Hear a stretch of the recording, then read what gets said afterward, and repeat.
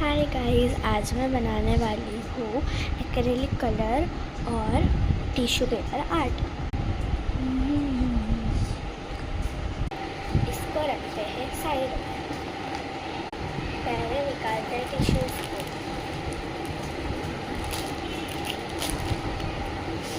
अब इसे तोड़ के बाउल में डालते हैं।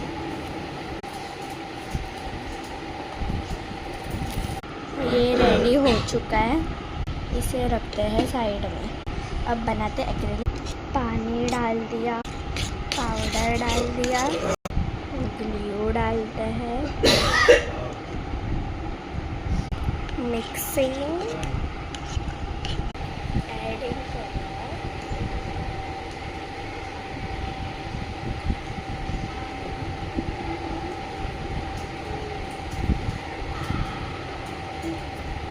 wow, pink color is ready.